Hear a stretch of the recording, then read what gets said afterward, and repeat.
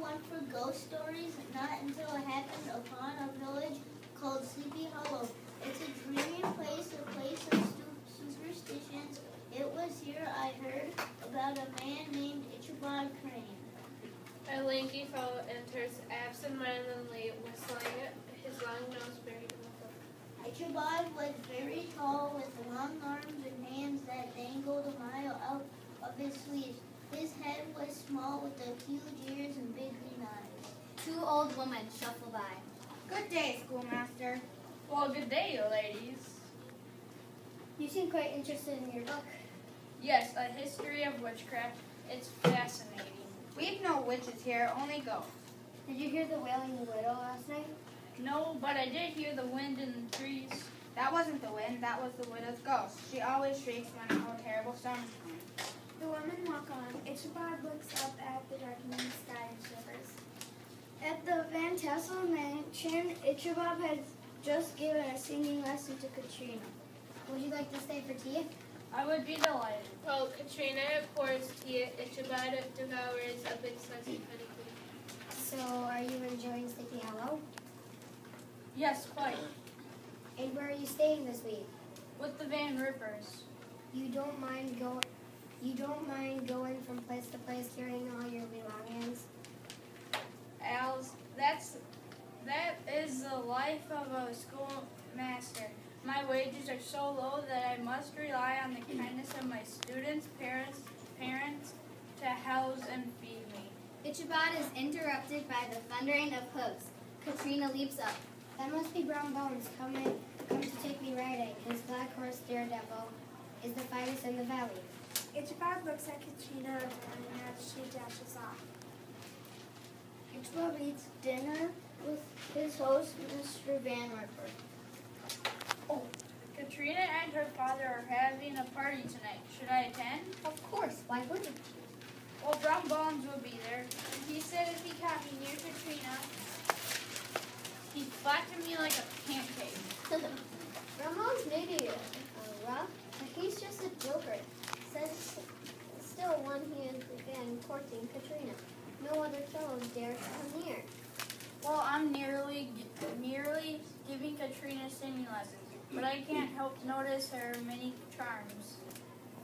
And that her family has quite a fortune. I suppose Brown should have some competition, don't you think? Sure, you're a worthy lad. Let me take my old horse Gunpowder and go to the party. Ichabod arrives at the party. Wide-eyed, he stares at the table laden with ginger cakes and pumpkin pies. Ichabod sinks his teeth into an apple pastry. Sugar falls down the front of his seat. Just then a broad-shouldered man struck into the room. He and Ichabod locked eyes. Good evening, Brown Bones. The Brown Bones look ready for a fight. Come on now, Brown is more mischievous than Ian. Brown walks up to Katrina. What is that overgrown grasshopper doing here? The schoolmaster? He's an honored guest. Honored guest? He's got dinner plates where his ears should be and shovels for his feet. Oh, Brown, you're just jealous. 1. The guests dance merrily in the lively sounds of a fiddle. Dear Katrina, may I have this dance? Katrina glanced sly at Brown. Why, certainly, Mr. Crane. As Ichabod dances, his long limbs fly around the room like an octopus and a tornado. Katrina laughs with delight. As she spins, she sees Brown Bones brooding in the corner. Later that night, Ichabod joins a group of guests by the fire. In these parts, Mr. Crane, you must take care to be a decent person. Those who don't are carried away by ghouls in this night. Oh yes, many ghosts haunt Sleepy Hollow. There's the old Dutchman who walks the docks. And the woman in white who can hear her cry on cold nights. But no ghost compares to the Headless Horseman. Who? The Headless Horseman. He is said to be the ghost of the soldier whose head was blown clean off by a cannonball during the Revolutionary War. His body is buried in the churchyard. Every night he rides in search of his head. He cannot rest until he finds it, so take care not to be on the witcher at the witching hour. I once met him on the road. I guarded him. Show me your face, man. The room was silent, all are listening. When he turned, there was nothing there, only the stump of it.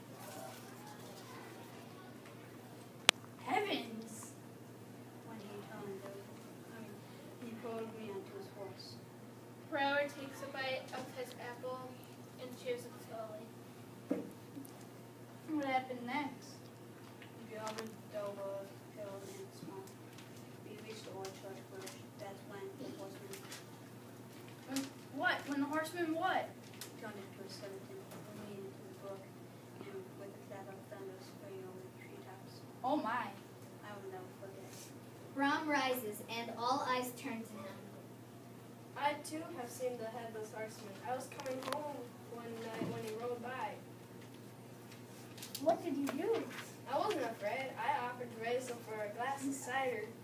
Well, did you win? I would have won, but just as we came to the old church bridge, the horseman vanished in a flash of fire. Ah, yes. It said that the horseman cannot pass the old church bridge. So if the horseman comes after you, head for the church bridge. Only if you can reach the church bridge, you will be safe.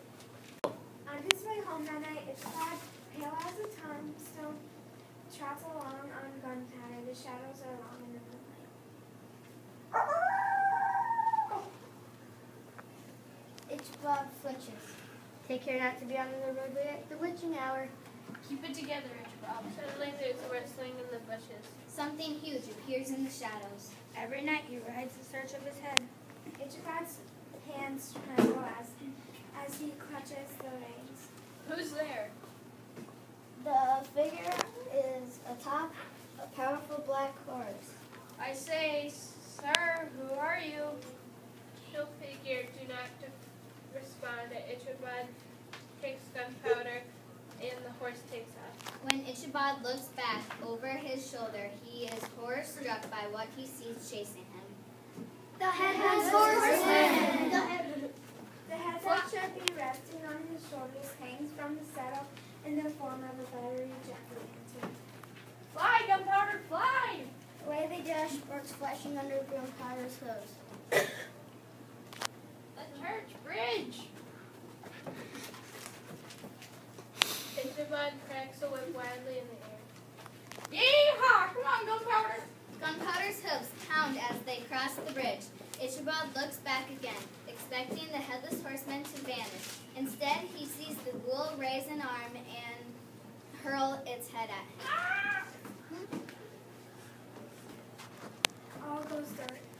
Several months later, guests gather for the wedding of Brom Bones and Katrina Van Tellis. The villagers sit by the fire telling tales to the new schoolmaster. The next morning, Gunpowder wandered home, but Ichabod was not at home. What happened to him? Nobody knows. A search led to the bridge. Ichabod's hat was found next to the brook, and close beside it a shattered pumpkin. Brom Bones chuckles to himself. Mr. Crane was never found. It is said that on quiet evenings you can still hear the ghost of Ichabod Crane whistling through the schoolhouse. Knickerbocker walks on stage. Others heard that Ichabod was alive and well, just scared out of town by the ghost. They suspected that perhaps Brom